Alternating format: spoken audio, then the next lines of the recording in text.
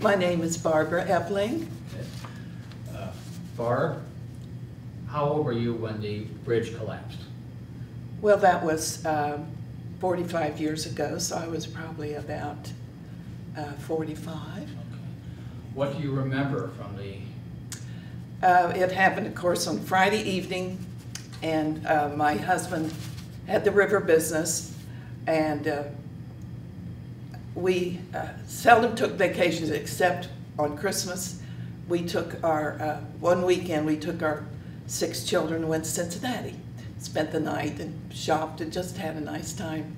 We were all dressed, coats on and everything, and my husband got the phone call. So that stopped that visit.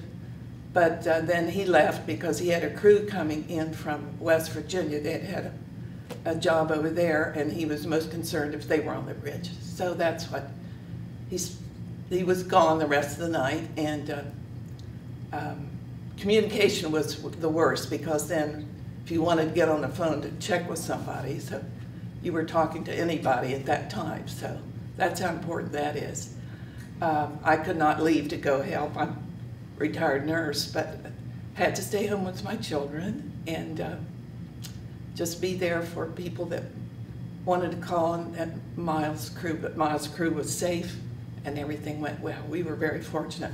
But he immediately called the crew, and they were there salvaging all they could from the fallen bridge and vehicles. And Draveau was also there. And of course, other smaller boats were there helping victims that were still in the water alive. And, you know, very sad time. So your husband had a river business? Yes. Can you tell us about that business? It was basically known as sand and gravel. They had derricks where he had different levels of gravel and sand, and he secured that out of the river and then had to size it, and he would do state jobs, or he would do unloading for the various industry along the river. Did you know anybody that went down or was involved? Only one, Bill Lee. I'd worked with him when I was a student nurse. Bill worked at the Holzer Hospital. And no, but just every place you went, you talked to people that had family or knew somebody there. What do you remember with your stories your husband told you about the recovery? Well, of course, everybody was in shock. My brother-in-law, John Epling, was prosecuting attorney in Gallia County at that time, so he did work closely. He was over every day to Point Pleasant with Mason County Authority over there, and connecting with each of our governors, and there was a lot of help coming in. And I know a lot of the nurses that I knew in Gallup Police that were available went up and, of course, set up food and tried to be of help to the emergency at that time. Communication, I think, was the worst problem probably the sheriff and police probably had in the recovery and helping. How did it affect you personally? How very fortunate, blessed we were to get the call. We would not have been on the bridge, but how blessed we were that Miles's crew was available to help. And that was mostly, I brought some things. Shall I describe those? This is a paper that came out of 1994, which is along the river, the Gallup Police Tribune, and it was a full page of many of the memories of the collapse. This, at one time you could get the seal in the post office, the Silver Memorial Bridge, December 15th, 1962 dedication. So we were fortunate to receive that. I've always saved that. Then my husband was able to get, it says, donations by River Fraternity. The industries that serve the ports of Gallup Police and Point Pleasant have provided funds for this program. They gave a benefit concert, and I brought this. I'm willing to give that to, if you would like that. You're most welcome. Thank you. It was given in Gallup Police. This picture I thought was very interesting. We also were got to know, it was Mr. Honig and his wife were the contractors for building the new bridge.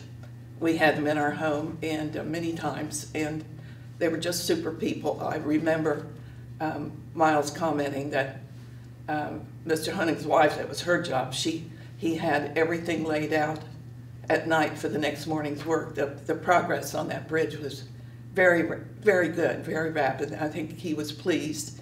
And in the meantime, of course, we used boats for a while to get across. Miles's boat, if we had to go to Point Pleasant, then the train took over too. So people could transport back forth from Gallipolis to Point Pleasant by train. This is a picture of the traffic pattern that was going to be set up, so of the new Silver Bridge, which is, of course, it turned out very successful. But I would like to donate these if you all want them. Well, thank you very much.